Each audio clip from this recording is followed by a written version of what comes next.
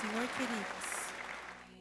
Que privilégio estarmos juntos, unidos para adorar e louvar e bendizer o santo nome do Senhor.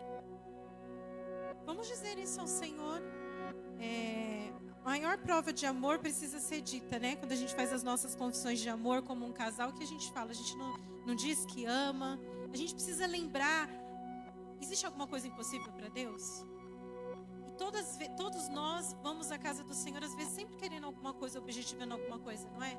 A gente está sempre procurando as mãos de Deus, as mãos de Jesus.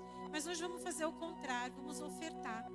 Vamos dizer ao Senhor que Ele é bom. Feche os teus olhos. Que o Senhor traga à memória, Senhor, Tu és bom, Tu és misericordioso, Tu és maravilhoso, Tu és o príncipe da paz. Diga, igreja, abre os teus lábios e começa a lembrar tudo que o Senhor é na sua vida.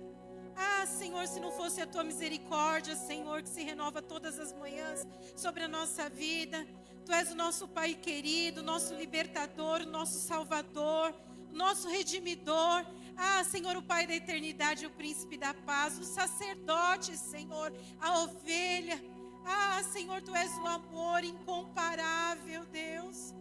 Ah, Senhor, Tu és o eu sou das nossas vidas. Ó soberano eu sou, aleluias, aleluias, louvado e bendito seja o nome do Senhor, amém? Deus é bom. Vou fazer hoje o que eu tenho aprendido aqui. Sempre que os nossos pastores sobem para ministrar, ele diz: está sentindo falta de alguém aí? Vocês estão sentindo falta de alguém aí? Estão sentindo falta? Quem está faltando aqui hoje? Os nossos pastores, a Michelle, o Israel, estão com Covid, o pastor Marcos está cuidando lá deles. Mas quem crê que no nome de Jesus, a palavra diz que o Senhor trabalha através da nossa fé. Então, no nome de Jesus, nós vamos levantar um clamor, crendo que o Senhor tem o controle absolutamente de tudo. Mas que no nome de Jesus vão se restabelecer em tempo recorde, no nome de Jesus. Amém? Então se coloca de pé na fé. Rita, vem aqui. Em nome de Jesus. E é para exercitar a sua fé mesmo. Nós também vamos colocar agora a vida do pastor Roberto e da pastora Gi. Vamos orar. A gente fala muito de legado, né? O legado começou com a pastora Gi e o pastor Roberto. Estão com o Marcos e a Michelle. Então oramos pela vida deles agora em nome de Jesus. Amém? Quem está aqui perto da pastora, quem está aqui desse lado, vai virar para cá e vai estender as mãos para a pastora Gil e o pastor Roberto. Quem está aqui vai estender as mãos para lá, orando pelo pastor Marcos e a pastora Mi. Entenderam? Amém? Não? Vocês vão orar, virar para cá as mãos, isso, Gi e Roberto. Vocês daqui vão virar para lá, Mi e Marcos. Entenderam?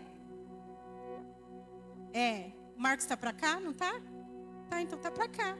Olha lá, vira para lá então, gente. Amém, queridos. Vamos ligar o nosso coração nesse tempo. Pai amado, Senhor Deus Todo-Poderoso, quero te agradecer, Senhor Jesus amado, porque o Senhor não nos deixa confundidos, Pai querido, mas o Senhor nos une, Pai amado, como igreja do Senhor, Pai querido, como nação santa, Senhor, como povo de propriedade exclusiva tua, Senhor Deus amado, para que nós juntos, Senhor, possamos proclamar, Senhor, as suas bênçãos a todos os santos, Senhor. A tua palavra diz que nós devemos render, Senhor, orações e ações de graça, Senhor, sobre a vida dos nossos líderes, Pai amado. Senhor, nós rendemos ações de graças, nós oramos, Senhor, levantamos um clamor, Pai querido, pela vida, Senhor, da liderança dessa casa, Pai amado, pela vida dos nossos pastores, Deus Todo-Poderoso. Nós declaramos as suas bênçãos, Senhor, sobre a vida do Marcos, Senhor, do pastor Marcos, Senhor, da pastora Michelle, Senhor, sobre a vida do Israel, Pai querido, Senhor. Nós declaramos, Senhor, que o seu sopro de vida alcance aquele lar, Pai amado. Manifeste cura, Pai eterno, manifeste cura, Senhor. Que todos os sintomas cessem. Em nome do Senhor Jesus, Pai amado, que haja, Senhor, restabelecimento pronto, sobre a vida deles, Pai amado. Haja a tua provisão, Senhor, não só sobre a saúde, Pai amado. Haja a tua provisão, Senhor, sobre a alma também, Pai amado. Aquieta, Senhor Deus amado, todas as ansiedades, Pai eterno, Senhor. Transforma, Senhor Jesus, a tua paz sobre eles, em nome do Senhor Jesus, Pai amado. Senhor, transborde o teu amor sobre os corações, Pai amado. Que eles possam te louvar todo instante, todo tempo, Senhor Deus amado, te agradecendo. E nós agradecemos por isso, Senhor Deus. Senhor, nós apresentamos a vida, Senhor, do pastor Roberto, da pastora Gi, Senhor, diante do teu altar, Pai amado. Misericordioso Deus, o Senhor conhece, Senhor, desde a planta do pé até os fios do cabelo de cada um deles, Pai amado.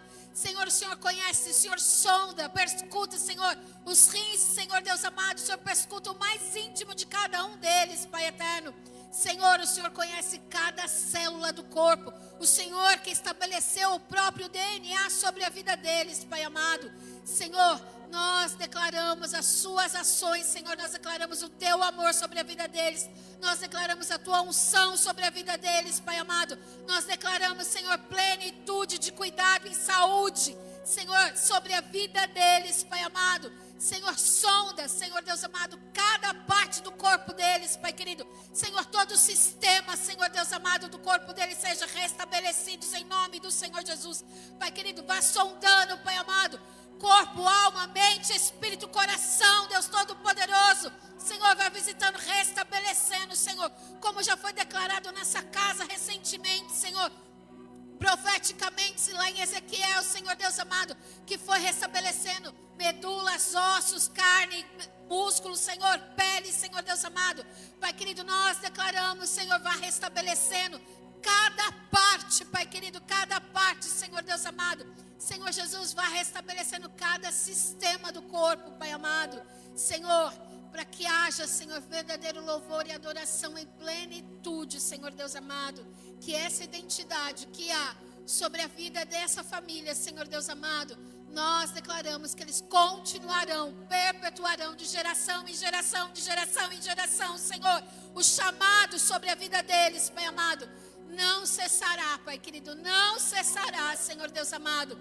E, Senhor, eles sejam alicerces, Senhor, do teu reino, sejam alicerces, Senhor, para onde Ele quer que o Senhor nos conduzir, Pai amado. Seremos erguidos, Pai querido, em honra e graça, e eles são alicerçados no Senhor.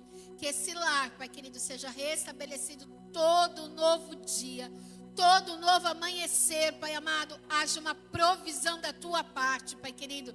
Senhor, provisão, Senhor, espiritual, provisão financeira, provisão emocional, Senhor Deus amado. Senhor, que a tua provisão seja sobre esses lares, Senhor. E, Pai amado, se há ainda pessoas enfermas, Senhor, visita a Osana no hospital, Senhor Deus Todo-Poderoso. Que haja, Senhor, restabelecimento sobre a saúde dela em plenitude, em nome do Senhor Jesus, Pai amado. Senhor, que o Senhor sopre o vento do teu Espírito sobre a vida dela, em nome do Senhor Jesus. Senhor, sobre a vida da minha mãe, Pai querido, plenitude, Senhor Deus amado, de saúde, Pai amado. Se há enfermos no nosso meio, Senhor, que nós não sabemos, Pai amado, haja plenitude, Senhor, de restabelecimento, Senhor. Oh, Pai querido, vá, Senhor, perscutando a cada um, Senhor Deus amado, sobre essa casa. Pai, Senhor Deus amado, aquilo que já foi feito na cruz, aquilo que o Senhor Jesus já apagou, Senhor Deus amado, haja cura, Senhor Deus amado, haja cura manifesta, Senhor, sobre essa casa, Senhor, em nome do Senhor Jesus, Pai amado. Nós cremos, Senhor, que a natureza do Senhor paira, Senhor, sobre esse lugar, Senhor, manifesta cura no nosso meio, em nome do Senhor Jesus.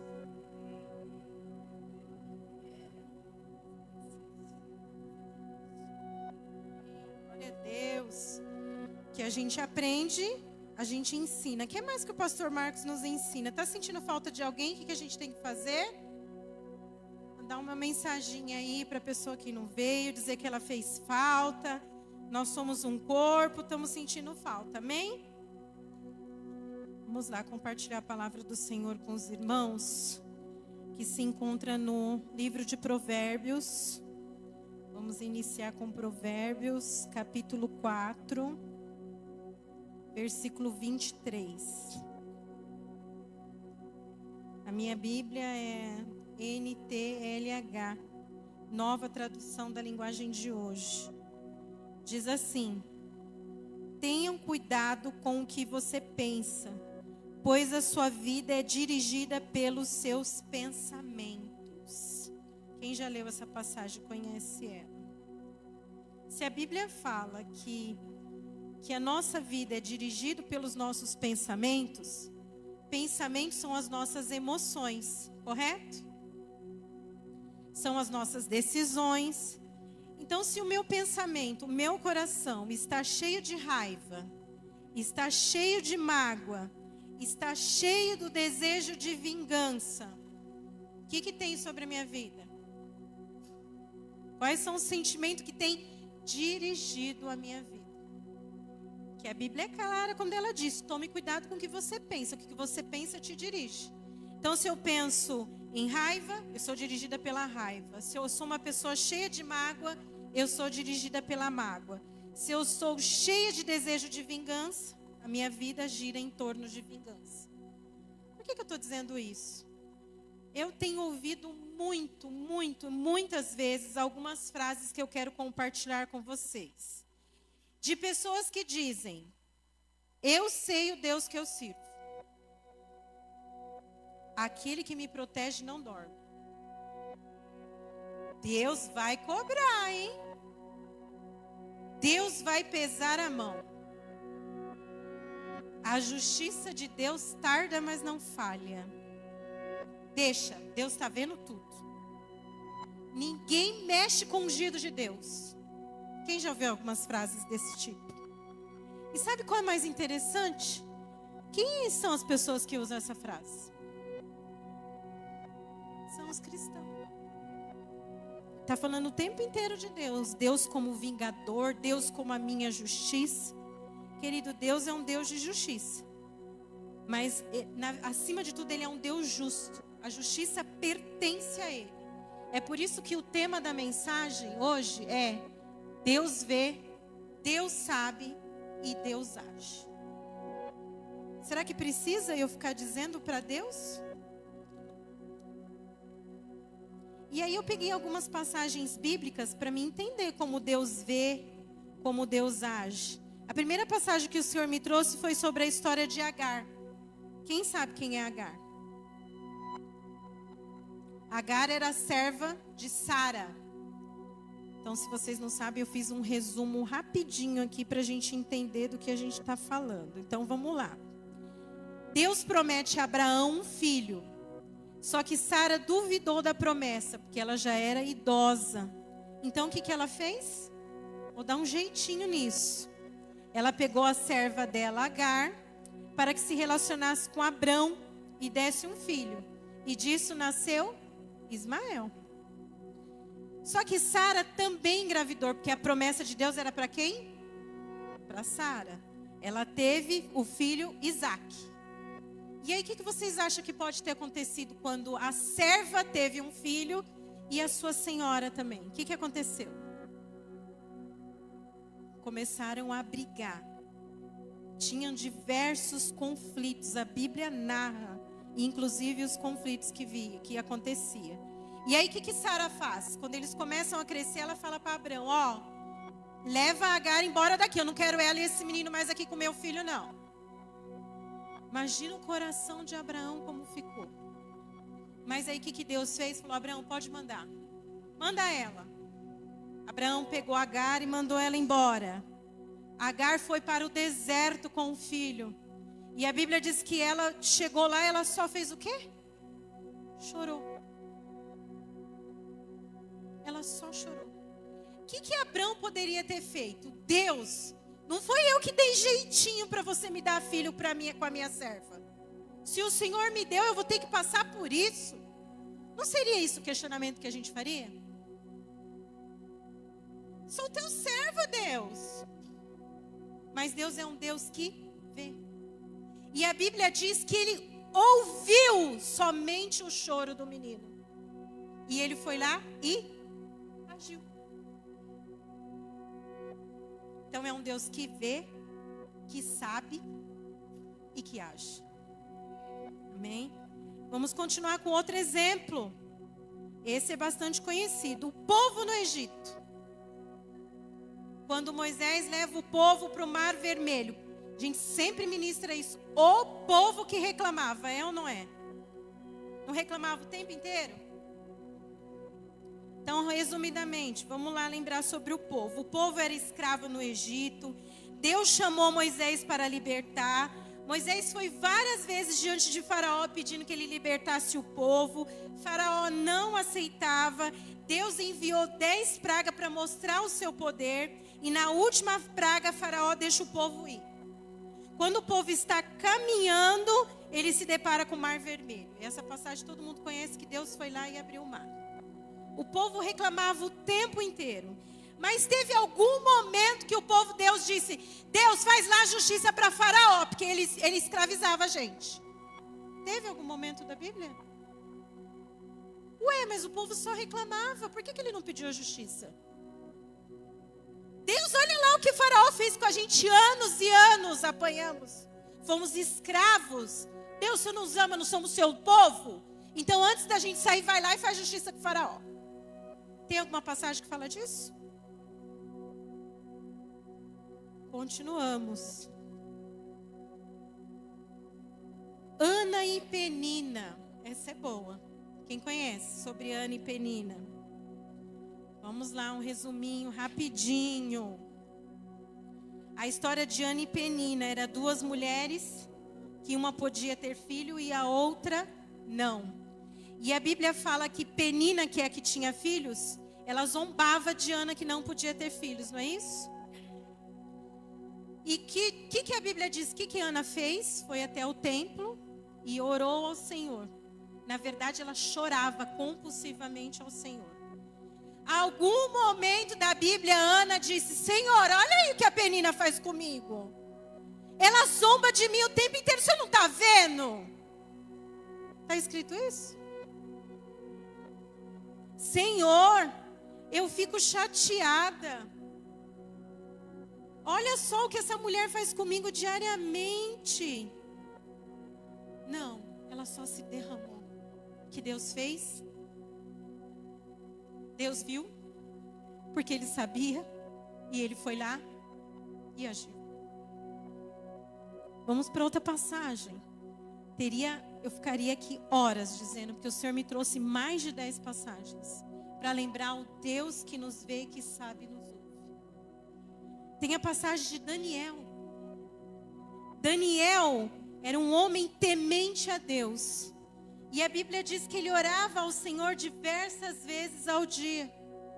E um dos servos do rei, que Daniel também servia ao rei, soube que ele fazia isso, ficou com raiva. E aí trouxe para o rei, trouxe uma estratégia. E aí o rei colocou uma ordem: quem adorar outro Deus vai morrer. O que Daniel fez? Continuou orando. Quando ele continuou orando, o que aconteceu com ele? O rei mandou ele para a cova dos leões. Aí Daniel chegou na cova dos leões e disse: Deus, eu sou teu servo. Eu oro todos os dias. Eu me recusei de me prostrar diante de outro Deus. E o Senhor permitiu que eu fosse para a cova dos leões? Cadê aquele que me... Como que é? Aquele que me protege e não dorme. Onde ele foi parar? Foi essa a oração de Daniel?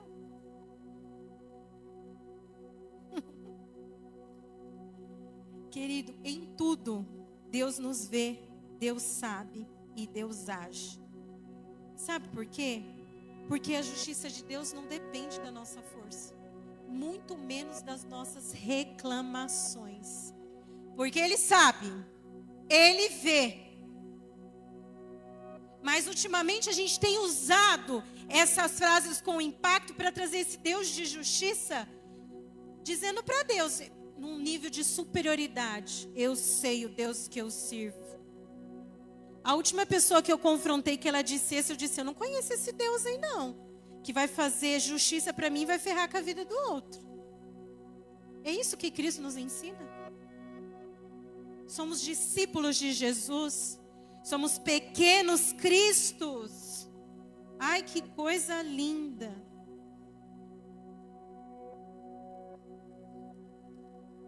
Dá um glória a Deus aí. Deus não é o nosso vingador. Ele trabalha por justiça. E sabe como que ele age isso? Através de quem?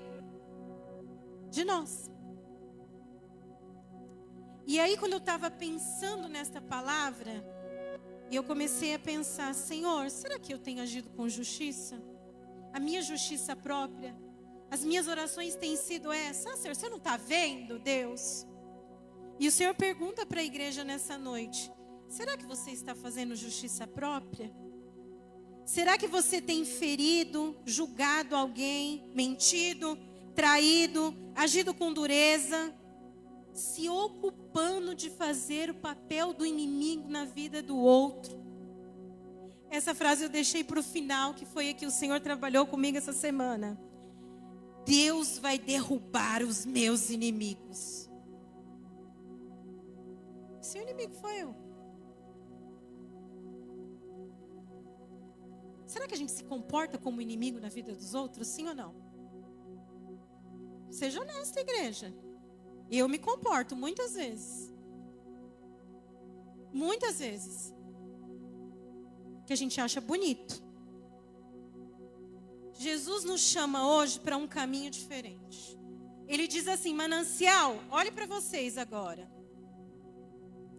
Busque em você se você tem sido um agente de paz. Se você tem sido um agente de reconciliação. Busque aí em vocês se vocês têm orado pelos que te perseguem. Porque Deus quer derrubar esses inimigos. Esses inimigos. Porque quando a gente é inimigo do nosso irmão, a gente é inimigo de quem? De Deus. Já pensou o que é ser inimigo de Deus? E sabe de que forma que a gente é inimigo? Eu não sou inimigo do meu irmão. Ninguém se expôs aqui, só eu que estou sendo inimiga. Porque quando eu li, eu entendi. Eu me torno inimigo do meu irmão quando eu ajo com orgulho, com inveja, com rigidez, com falta de perdão. Estou sendo amigo do meu irmão?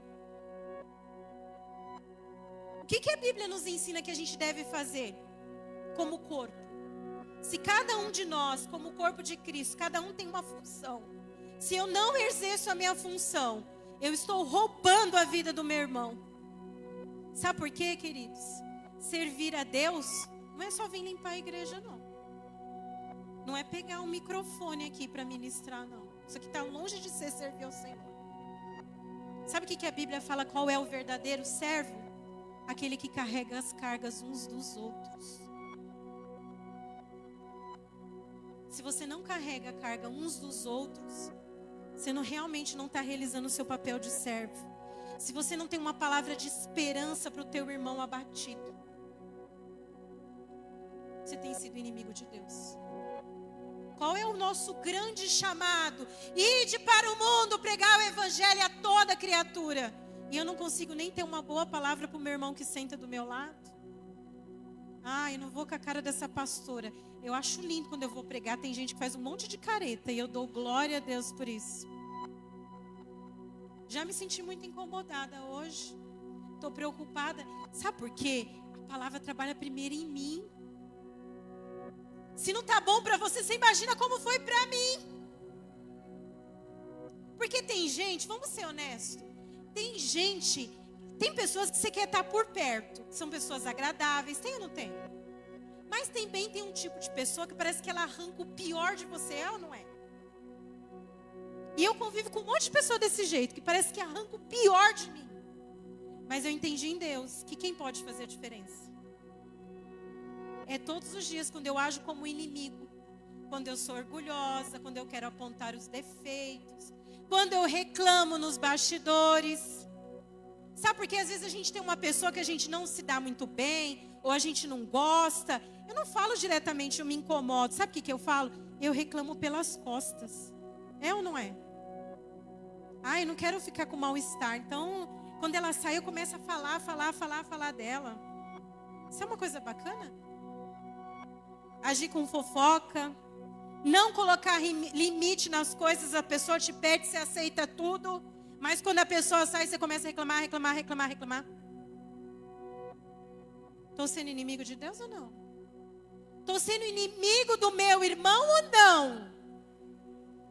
Quando julgamos, você não julga de vez em quando aí? Só de vez em quando, já que está todo mundo aí caminho do céu, só eu que estou caminhando ainda bem distante? Será que todos nós não usamos com julgamento? Será que todos nós não usamos algumas brincadeiras com tom de verdade? Que também tem isso, né? Ah, é uma brincadeirinha. Aí vem a ironia. Toda brincadeirinha tem um fundo de verdade. Estou sendo inimigo do meu irmão. Então o Senhor quer derrubar esses inimigos da nossa vida nessa noite. E isso só vai acontecer quando nós permitimos que Deus nos trate em todas as áreas da nossa vida. Tratando no nosso emocional. E quando isso verdadeiramente acontecer, quando você verdadeiramente se expor na presença do Senhor, sem medo, conhecendo que Ele é o soberano, Ele sabe tudo, reconhecendo as suas falhas, reconhecendo o quanto nós somos dependentes de Cristo. Eu estava no ônibus pensando, Deus, eu não sei como eu vivi tanto tempo sem Deus. Como as pessoas conseguem viver sem Cristo? Porque com Ele já é tão difícil, a gente tem medo de fazer tudo, a gente pergunta, Pai, eu devo ir, eu devo não ir, eu vou, eu não vou. E quem não tem, como consegue? Eu não consigo imaginar como é a vida sem a direção de Cristo.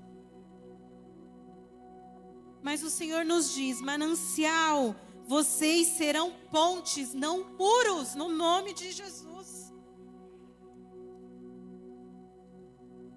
E aí, pastor, então quer dizer que eu não posso pedir justiça para Deus? Todo bom cristão, Deus age com justiça. Sabe qual é a nossa oração? Senhor, traga à luz aquilo que é verdade. Senhor, coloca tudo no lugar. Eu não estou agindo com julgamento, eu não estou pedindo diante do que os meus olhos veem. Querido, se tem uma coisa que a gente aprende na assistência tem sempre os dois lados da história. E quando você acha que no lugar da pessoa você faria melhor, não faria, senão você estava lá. Você no lugar faria pior. Eu tenho certeza. E eu experimento isso. Porque a gente sempre acha que está todo mundo fazendo de jeito errado. Eu faria melhor. Não se engane, não faria. Peça para Deus que acima de tudo, que Ele trate o seu coração. Se o coração, os seus pensamentos é a fonte da vida. O que o Senhor está nos dizendo? Está precisando tratar o nosso coração. Está precisando ter essa oração de honestidade com Cristo.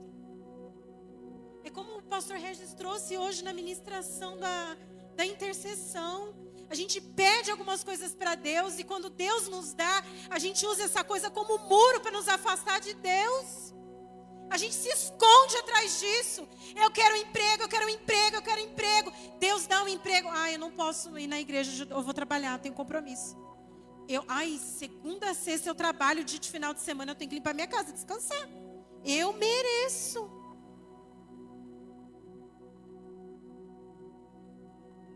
É muro ou não é? É árvore ou não é? Como Adão e Eva se escondeu atrás da árvore. O Senhor quer trabalhar em cada um de nós. Abra o seu coração. Permita que Deus trabalhe. O nosso papel é só esse, é se entregar, confiar. Não dá para termos tempo de falar que vivemos com Cristo. E ora sim, alguma coisa eu concordo, eu faço. Ora não, isso aqui não dá para mim. Porque eu também ouvi uma frase essa semana que está trabalhando em mim. A gente vem ao culto, ouve as promessas do Senhor. A palavra que está dizendo, olha, se entrega ao Senhor, deixa Cristo trabalhar sobre a sua vida, abre o teu coração.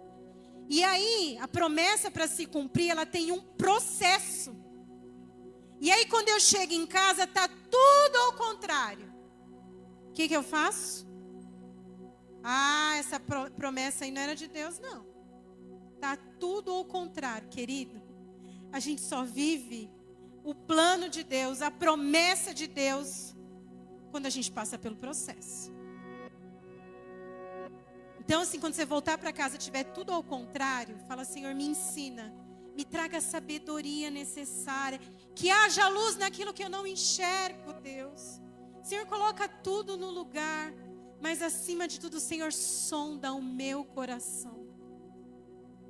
Queridos, a gente tem que aprender a fazer essa oração, mas sabendo, ouvindo a resposta de Deus, porque Ele sonda. Vê se há em mim algum caminho mau. Será que vai ter algum caminho mau? Ou você vai ter só caminho bom? E ter o caminho mau, quando Ele apontar, qual que é o nosso papel? Eu me arrependo e eu largo esse caminho mau. E eu continuo. Porque também não dá para mim ficar o tempo inteiro: ai, eu não consigo, ai, eu não consigo, ai, eu não consigo. Vou deixar de fazer porque para mim está tão difícil. O Senhor disse: se arrepende e continua. Deus precisa de homens e mulheres que entendam verdadeiramente qual é a sua identidade em Deus. Que queiram viver esses processos dolorosos. Querido, não existe processo bom para ninguém. Cada um de nós vive um tipo de processo.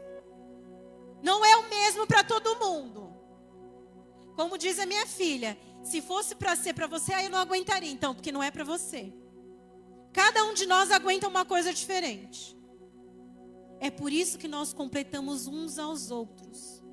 Porque aquilo que a Iris passa, eu não aguentaria, mas eu vou lá dizer, ela vai dizer para mim: o que você passa também, Angelita, eu não aguento, mas nós duas se completa, porque vivemos batalhas diferentes. E o Senhor opera na minha vida e opera na vida da Iris. Amém? Então eu quero que todos, no nome de Jesus, venham até aqui à frente. Nós vamos orar. Quem está disposto verdadeiramente a dizer para o Senhor: Senhor, sonda o meu coração. E não é por força nem violência, eu disse todos, mas eu gostaria que fosse todos, mas o Senhor é que sabe. Que também a Bíblia ensina para a gente não fazer aquilo que a gente não está disposto a cumprir. Há uma responsabilidade quando a gente se coloca diante da presença de Deus.